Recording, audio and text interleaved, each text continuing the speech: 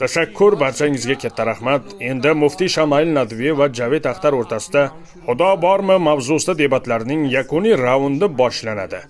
Siz qo'l ko'taring, men bu yerdan e'lon qilaman. Bizda mikrofon bor. Tomoshabinlar uchun faqat bitta mikrofon. Bu yerda esa har ikki tomon uchun bittadan jami ikkita mikrofon bor. Yaxshi. Demak, hamkasbimiz Mariya, iltimos. Kamera sizni tushira olish uchun savolingizni qisqa bering. Sizning televideniyada tajribangiz bor, to'g'rimi?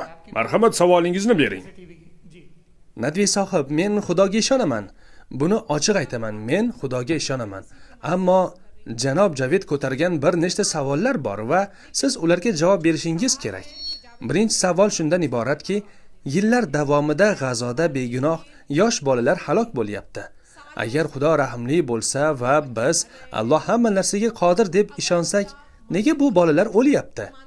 Ikkinchi savol esa siz tilga olgan imkon masalasiga bog'liq. Hatto barcha musulmon davlatlari birlashgan taqdirda ham nega ular G'azodagi bolalarni qutqara olmayapti? Agar ularning barchasi Allohning irodasi ostida bo'lsa va Alloh hamma narsaga hukmron bo'lsa, nega ularni qutqarmayapti?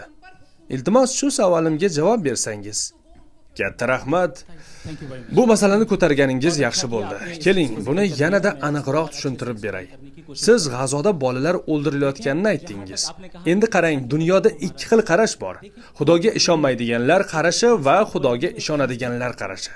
Har ikkala qarash mavjud bo'lgan jamiyatlarda ham bolalar vafot etadi. Ammo Xudoga ishonadiganlar shuni aytadiki, hayot faqat bu dunyo bilan tugamaydi. O'limdan keyin mukofot va adolat bor. Xudoga ishonmaydiganlar esa bu o'limlarni ma'nosiz, behuda deb hisoblashadi.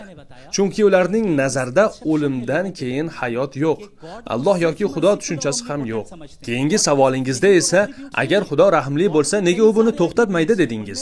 Men aytmoqchi bo'lgan narsa shuki, odamlar ko'pincha Xudoni faqat rahimli va qudratli deb tasavvur qilishadi. Aslida esa Xudoning sifatlari bundan ancha ko'p.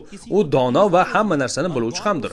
Shuning uchun agar bu dunyoda kimdir azob chekayotgan bo'lsa va Xudo buni darhol to'xtatmayotgan bo'lsa, buning sababi insonlarga ixtiyor berilganidir. Bu xuddi shundayki, shifokor kichkina bolaga ukol qilganda bola og'riqni his qiladi. Bola o'z qarashi bilan shifokorni ham bu ishni ham yomon deb biladi. Lekin bu bolaning sog'lig'i uchun foydali. Xuddi shu kabi biz faqat G'azoda bolalar o'ldirilayotganini ko'ryapmiz, ammo ular oxiratda qanday mukofotga erishishini bilmaymiz. Butun haqiqatni faqat Alloh biladi. Shuning uchun faqat bitta tomonni qarab hamma narsaga baho berib bo'lmaydi. Biror narsa demoqchimisiz, janob Nadviy? Xo'sh, siz juda yaxshi dalil keltirdingiz. Balki buni Isroil bosh vaziriga yuborarsiz. U bunday dalildan juda xursand bo'lardi. Xo'p, sizningcha Xudo bo'lmasa, u holda bolalarning o'limini izohlab beringchi. Sizga savol berildi. Agar siz biror oliy kuch mavjudligiga ishonmasangiz, bolalarning o'limini qanday tushuntirasiz? Marhamat, izoh bering. Birodar, bu dunyoda qudratli odamlar zulm va adolatsizlik qiladi. Bu yaxshi holatmi? Axir tabiatning o'zi ham adolatsizlikka asoslangan-ku. Nega tabiat haqida gapiryapsiz? Men odamlar haqida gapiryapman. Men tabiat haqida gapirganimda siz odamlar haqida gapirgandingiz. Mayli, bu o'zaro endi janjalga aylanib ketadi.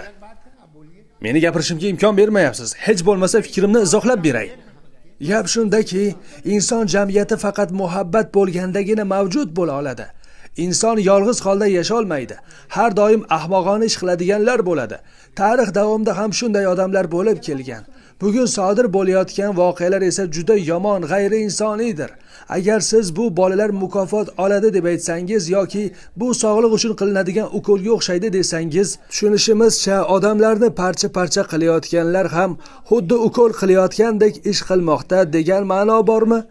Ya'ni portlovchi moddalar bilan parchalangan bolalar sinovdan o'tyapti demoqchimisiz? Bu sinovmi?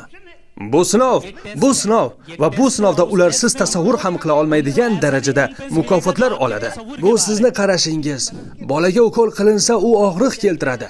Ularni portlatayotgan Xudo emas, Isroil. Siz Isroilni qoralang. Keling, keyingi savolga o'tamiz. Professor Parshut Makriban, iltimos, savolingizni bering. Muftiy sohib, menda bir savol bor. Keling, din va falsafani solishtiraylik. Mikrofoningiz ishlayaptimi? Mikrofon ishlayapti, ha. Ba'zi diniy falsafiy qarashlarga ko'ra butun olamning o'zi Brahman, ya'ni mutlaq haqiqat hisoblanadi. Ya'ni hamma narsa Brahmandir. Bu qarashga ko'ra alohida yaratuvchiga ehtiyoj yo'q, chunki yaratilgan narsa o'zining o'zi yaratuvchisidir. Ikkinchi masala esa siz Xudo dono va hamma narsani biluvchi dedingiz. Agar Xudo dono bo'lsa va dunyoda bo'layotgan barcha yomonliklarga yo'l qo'yayotgan bo'lsa, unda mening ixtiyorim qayerda qoladi? Masalan, men G'azoda bo'layotgan zulmga qarshi chiqsam, bu Xudoning irodasiga qarshi chiqish bo'lib qolmaydimi?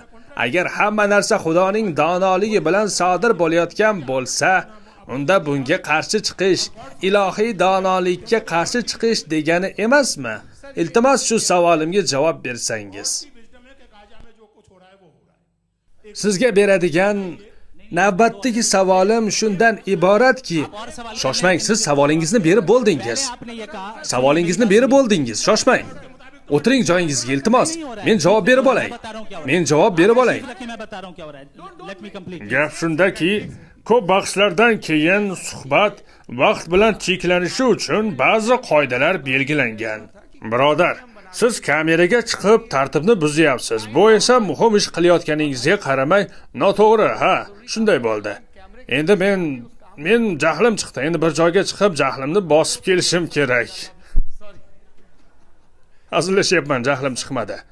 Xo'sh, professor savollar berdi, ularga javob bering. Va iltimos hamma biroz muloyim bo'lsin. Savollarni qisqa qiling. Avval siz shuni aytdingizki, go'yoki koinotning o'zi yaratuvchi va bu yaratuvchi o'zini o'zi yaratgan emish. Bu qanday qilib aqlga to'g'ri keladi? Bu xuddi men o'zimni yaratishim kerak, lekin ayni paytda hozir ham mavjudman degandek. Ya'ni men bir vaqtning o'zida ham bor, ham yo'qman degani. Axir bu bema'nilik-ku. Ikkinchidan siz aytdingizki, kechirasiz, Isroil degan davlat yo'q. Isroil degan davlat yo'q, balki bosib olingan Falastin bor.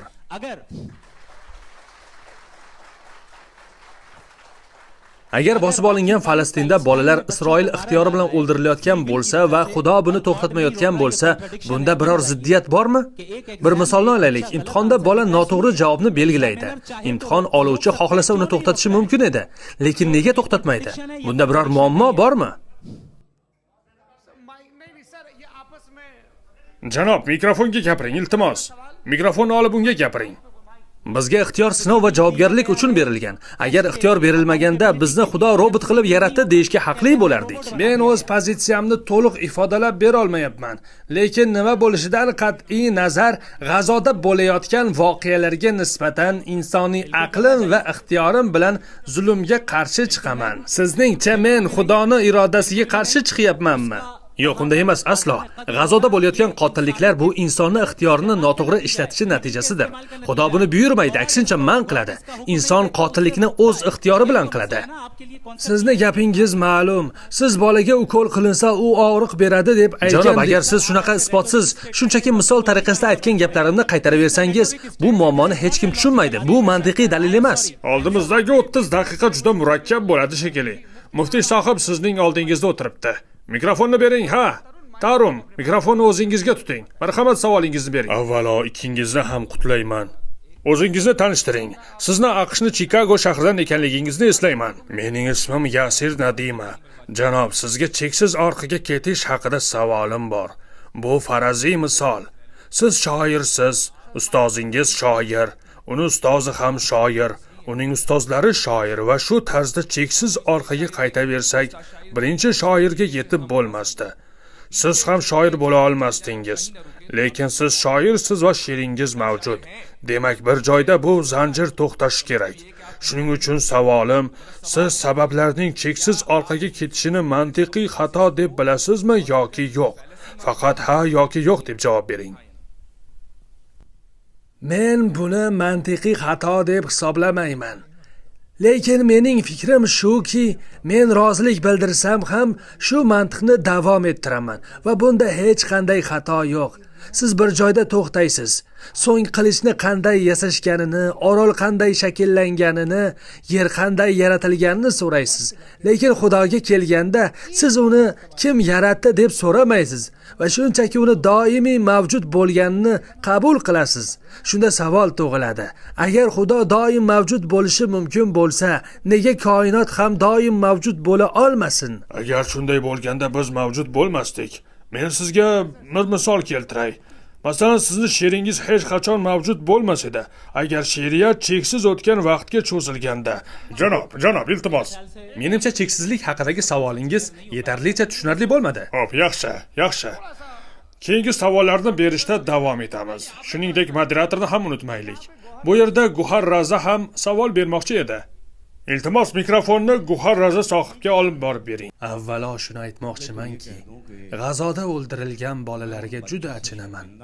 Chunki bu qotilliklar bo'lgan paytda biz shu yerda gaplashib turibmiz. Lekin meni yanada ko'proq hayratga solgan narsa shuki, muftiy sohibni bu jinoyatni oqlagani bo'ldi. Yo'q, umuman unday emas. Balki men nohaqdirman. Siz meni nohaq deb hisoblashingiz mumkin, ammo men savol bermoqchiman. Men Javed sohib gapiga qo'shilmayman. Shoshmay turing, iltimos. Gapimni tugatishga imkon bering. Agar hamma narsani auditoriya hal qiladigan bo'lsa, unda meni umuman keragim yo'q bo'lib qoladi. Men sizga shuni tushuntirmoqchimanki, bahs ikki kishi o'rtasida bo'lyapti. Bir tomonda muftiy sohib, ikkinchi tomonda Javed sohib. O'tgan 1,5 soat davomida ular o'z dalillarini bayon qilishdi. Siz ularga qo'shilishingiz ham, qo'shilmasligingiz ham mumkin. Ustozim doim shuni aytardi.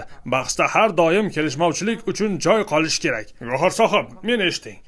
Sizni juda hurmat qilishimga qaramay, Gohar sohib, ilmiy ruhda yozilgan ajoyib kitoblaringiz uchun sizni hurmat qilaman. Lekin shuni aytmoqchimanki, agar siz bu odamlar aytgan gaplarga izoh bera boshlasangiz, na vaqt saqlanadi, na bahs odobi. Janob Gohar sohib, iltimos, savolingizni tezroq bersangiz. Men Javed sohib fikriga qo'shilmayman. Xo'p, bunda savolingizni Javed Axtarga bering.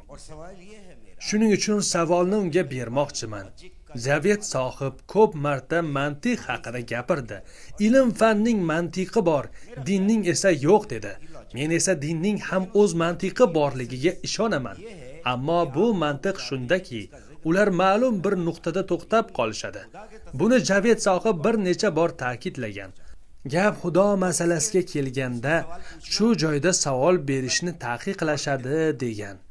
Savolim shuki, Javed sohib ilm fan mantiqi din mantiqidan farq qiladi degan fikrga qo'shilasizmi? 3 narsa bor: ilm fan, mantiq va sog'lom fikr. Yana bir narsa bor: e'tiqod. U aslida mustaqil bir asosga ega emas. Aqida. Men aqidaning mantiqiga ishonmayman. Meni sog'lom fikr orqali, mantiqiy dalillar orqali bunga ishontiring. Men qabul qilishga tayyorman. Axir hech narsani yo'qotmayman. Ammo men ko'r-ko'rona ishona olmayman. E'tiqodning muammosi uni shunchaki qabul qilish kerak, shubha qilish emas. Bu nohaq yondashuv. Siz barcha dalillarni keltirasiz va qaysidir nuqtada Xudoni mavjud deysiz. Men esa bunga taslim bo'la olmayman, shu xolos. Oldindagi janob, siz, oldindagi janob. Janob Javed, iltimos o'zingizni tanishtiring. Men Osim Iftixorman. Marhamat, savolingizni bering. Mening savolim Javed janobga qaratilgan. Savolingizni bering. Yakuniy dalilingizga oid savolim bor. Siz dinning kelajagi yo'q dedingiz, ammo men Oxford universiteti tomonidan 2011-yilda 5 nafar olim ishtirokida o'tkazilgan tadqiqotni ko'rdim. Unda Xudoga ishonish inson tabiatiga singdirilgan, ya'ni bu insonning fitratidagi holat ekan. Shuningdek, ular kimdir kelajakda din butunlay yo'q qilib yuboriladi, yo'q bo'lib ketadi desa, bu adashish ekanini ham ta'kidlaydi. Ushbu tadqiqotlar haqida nima deya olasiz? Iltimos javob bersangiz. Xo'p, men bu fikrga qo'shilmayman. Bu qaysi professorlar, ular nima ish qilishgan? Qanday ma'lumotlar bo'lishi mumkin? Ularda kelajak haqida ma'lumot bo'lishi mumkin emas. Ular faqat hozirgi holatga oid ma'lumotlarga ega bo'lishi mumkin. Siz 100 yil avvalgi ma'lumotlar haqida eshitganmisiz? Men eshitmaganman. Demak, bu ularning bugungi kundagi fikri va bu normal holat. Dunyo turli qarashlarga to'la, ammo men ishonamanki, vaqt o'tishi bilan odamlar tobora aqlliroq va mantiqiyroq bo'lib boradi. bugungi g'arbiy Yevropaga qarang, u yerda dinga ishonmaydiganlar qancha, juda ko'p. Cherkovlar bo'shab boryapti. Oxir oqibat agar biror fikr odamning aqliga va mantiqiga to'g'ri kelmasa, u to'g'ri yoki noto'g'ri bo'lishidan qat'iy nazar odamlar uni uzoq vaqt davomida takrorlab yurmaydi. Javed sohib, sizga savolim bor. Namaste. Birodarlar, agar qarorni sizlar qabul qiladigan bo'lsangiz, unda hamma 200 kishi birdaniga qaror qabul qilsin. Iltimos, bunday qilmanglar. Tartibni saqlanglar. Hammada so'zlash huquqi bor, ammo